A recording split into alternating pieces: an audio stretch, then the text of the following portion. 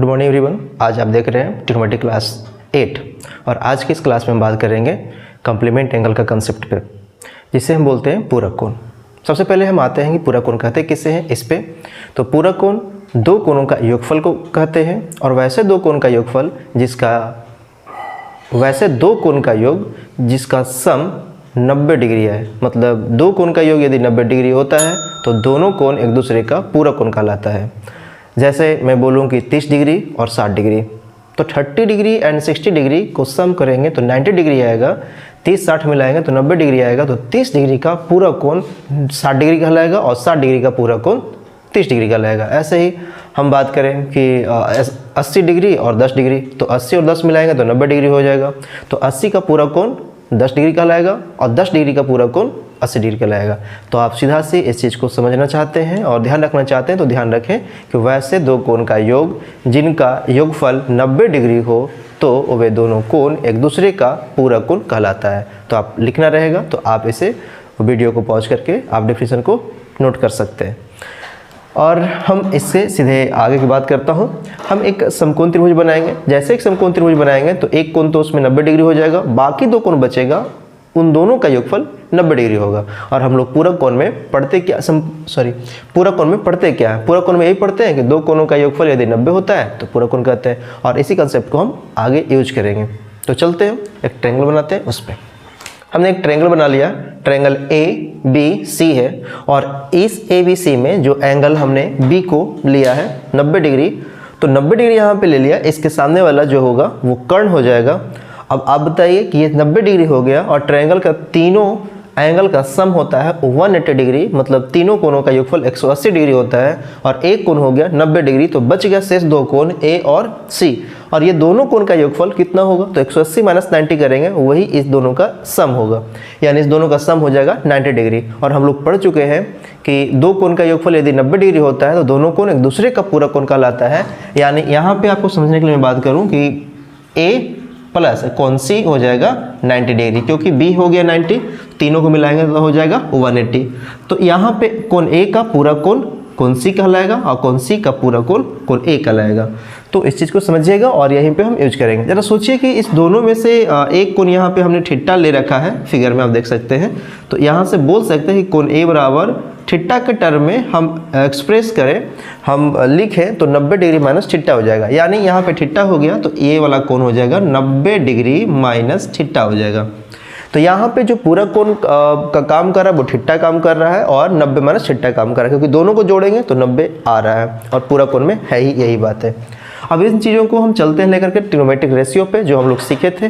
तो यानी थीटा कोण के लिए भी ट्रिग्नोमेट्रिक रेशियो लिखेंगे और 90 माइनस थीटा के लिए ट्रिग्नोमेट्रिक रेशियो लिखेंगे और दोनों को तुलना करेंगे और हम समझेंगे कि उससे क्या फार्मूला हमें निकलता है, क्या हमें बनता है, वहाँ पे किस चीज़ का जो आ रहा है उसको हम कैसे यूज करेंगे। फिर तो दोनों चीज़ को जानेंगे कि यूज भी कैसे करेंगे और क्या आ रहा है। तो चले हम आगे। यहाँ से हम बात करेंगे ट्रायंगल ABC है और इस ट्रायंगल में मैं यहाँ पे बात करूँ त्रिभुज ABC में देख लीजिए त्रिभुज ABC में बात करूं किस एंगल के लिए। इसमें तो कर्ण फिक्स हो गया, अब हम एंगल फिक्स करेंगे तभी तो लंब और आधार फिक्स होगा। तो हम बात करते हैं कोण थीटा के लिए। कोण थीटा के लिए जब कोण थीटा के लिए हम बात करेंगे तो आप मुझे बताइए यहाँ पे कि लंब क्या हो जाएगा, जिसे परपेंडिकुलर बोलते हैं। तो यहाँ पे थीटा हो जाएगा तो लंब हो जाएगा AB। कर्ण तो हम लोग का फिक्स है, H हो जाएगा क्या, H तो AC होगा हर हाल में। और बच गया आधार, तो जो शेष भुजा बचती है उसे हम बेस बोलते हैं और शेष क्या हो जाएगा BC। अब यहाँ से हम क्या करना चाहते हैं, साइन जो भी ट्रिग्नोमेट्रिक रेशियो उसको हम लिखना चाहते हैं। तो देखिए अब साइन थीटा हम लिखें तो क्या हो जाएगा, हम लोग जानते हैं कि P/H होता है और P है क्या, यहाँ हो जाएगा AB बटा H हो जाएगा AC। तो आप सिर्फ लिख सकते हैं, ये लिखना है तो यही लिखिए। देखिए AB बटा AC सीधे लिख देता हूँ क्योंकि आप समझ रहे हो, P बटा H यानी AB बटा AC। हम लिखें यहाँ से cos थीटा बराबर, तो आधार बटा कर्ण होता है, 20 अपॉन हाइपोटेनस होता है तो BC अपॉन AC हो जाएगा। Sine cos tan, tan theta में बोलूँ तो लंब बटा आधार होता है, और लंब यहाँ पे है कितना, ए बी है, आधार कितना, बी सी है। कॉट थीटा में लिखूँ तो कॉट थीटा हो जाएगा आधार बटा लंब हो जाएगा, और आधार हो जाएगा बी सी और बटा लंब हो जाएगा ए बी हो जाएगा। कॉट थीटा, फिर मैं बात करूँ सेक थीटा पे, तो सेक थीटा होता है कर्ण बटा आधार, और कर्ण हमारा है ए सी और आधार है बी सी।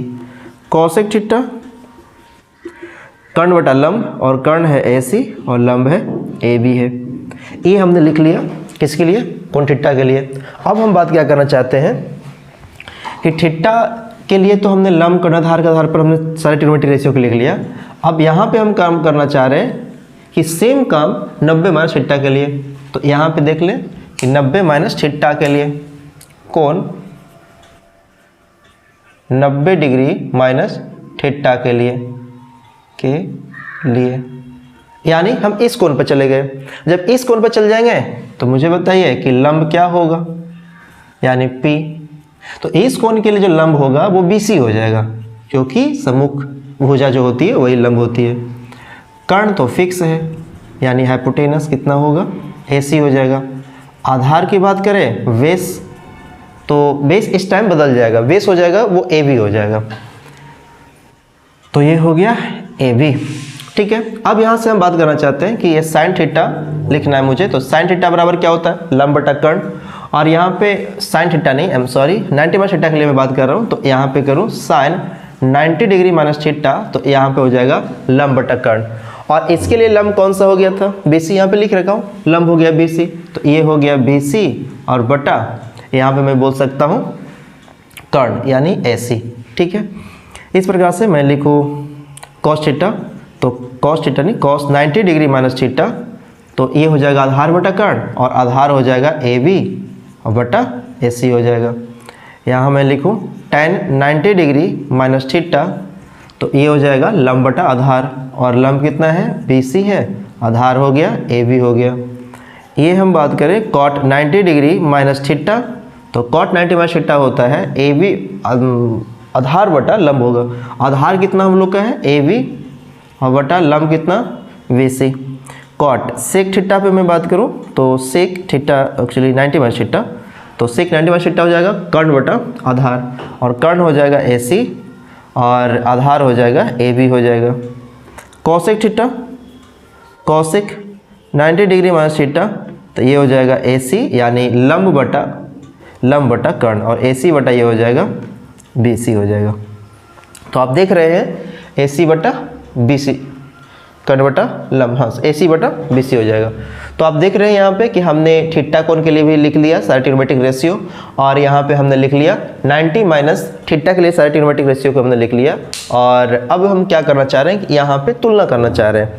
तो देखिए यहाँ पे हम लिखना चाह रहे हैं कि इस पूरे को हम x मान लेते हैं और इस पूरे को हम y मान लेते हैं, ठीक है। तो इस दोनों को तुलना करना चाहते हैं, और आप खुद तुलना कीजिए इस दोनों को। जैसे तुलना कीजिएगा हम यहाँ पे लिखते हैं कि x तथा y को तुलना करने पर, तो इधर मैं लिख रहा हूँ देखिएगा, x तथा y को तुलना करने पर, comparing with x and y, x और y के साथ तुलना कर रहे हैं, कंपेयर कर रहे हैं। अब कंपेयर करेंगे तो आपको हम ध्यान खींचना चाहते हैं यहाँ पे कि नंबर फर्स्ट आप यहाँ पे जो देखना चाहिए आपको, number first sine 90 degree minus theta पर फोकस कीजिए। तो साइन 90 डिग्री माइनस थीटा है, और इसका वैल्यू यहाँ पे क्या लिखा गया था, BC अपॉन AC। अब यही सेम रेशियो x में कहाँ है, तो BC अपॉन AC आप देख रहे हो यहाँ पे, यानी ये दोनों वैल्यू बराबर है। फिर से ध्यान दीजिए, ये दोनों वैल्यू बराबर है, BC अपॉन AC बराबर है। इसका मतलब ये हुआ कि ये वाला यानी साइन 90 माइनस थीटा और ये कॉस थीटा, दोनों ये भी इक्वल हो जाएगा। आप ये भी जानते हैं कि LHS बराबर तो RHS बराबर होगा इस कंसेप्ट से।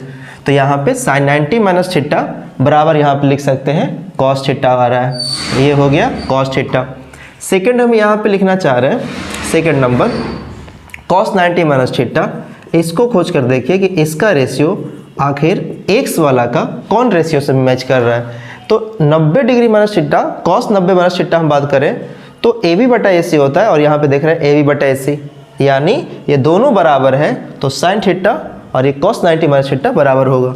तो यहाँ पे cos 90 माइनस थीटा बराबर हो जाएगा sin थीटा, हम लिख सकते हैं।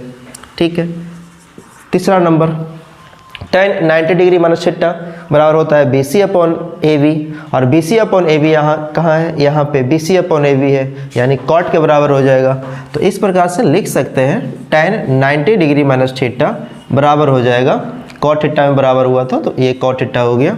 4 नंबर आप लिखिए cot 90 डिग्री माइनस थीटा, तो cot 90 माइनस थीटा AB बटा BC यहाँ tan के साथ मिल रहा है, तो यहाँ पे हो जाएगा tan थीटा। 5 नंबर यहाँ पे मैं बात करूँ cot sec थीटा के लिए, तो sec 90 डिग्री माइनस थीटा की बात करूँ तो sec का यहाँ पे खोजिए, तो ये AC बटा AB है, और यहाँ पे AC बटा AB यहाँ पे cosec का है, तो यहाँ पे लिख सकता हूँ cosec थीटा, ये cosec थीटा हो जाएगा। और 6 नंबर हम बात करें कि cosec 90 डिग्री माइनस थीटा, तो यहाँ पे क्या हो सकता है, cosec 90 माइनस थीटा हम करें तो देखिए AC बटा BC है, और यहाँ पे AC बटा BC है, तो यहाँ पे जो बराबर हो रहा है वो sec थीटा के बराबर हो रहा है।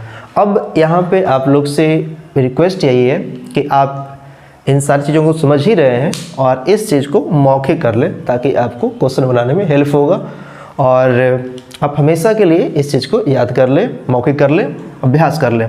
हम अगले क्लास में आएंगे इस पर आधारित क्वेश्चन लेकर, और इस पर आधारित क्वेश्चन NCERT एक्सरसाइज 8.3 में है। तो आप लोग याद कैसे रखना है, सीधा से कि sin 90 माइनस थीटा बराबर क्या होता है, cos theta, cos 90 minus theta बराबर होता है sin theta, tan 90 minus theta बराबर होता है cot theta, cot 90 minus theta बराबर होता है tan theta, sec 90 minus theta बराबर होता है cosec थीटा, और cosec 90 माइनस थीटा बराबर होता है sec थीटा। तो इस चीज़ को याद रखिएगा। और आप लोग से काइंडली रिक्वेस्ट ये भी है कि आपको यदि ये अच्छा लगता है तो अपने दोस्तों को ज़रूर भेजिए, और आप अपना राय देना कमेंट बॉक्स में मत भूलिएगा, और लाइक सब्सक्राइब तो कर ही लिए होंगे, और यदि पहली बार आए हैं तो फ्री में तो लाइक करना है, और फ्री में सब्सक्राइब है तो क्यों ना कर लें आप। तो ठीक है, हम मिलते हैं अगले क्लास में 8.3 को लेकर। आप सभी को धन्यवाद।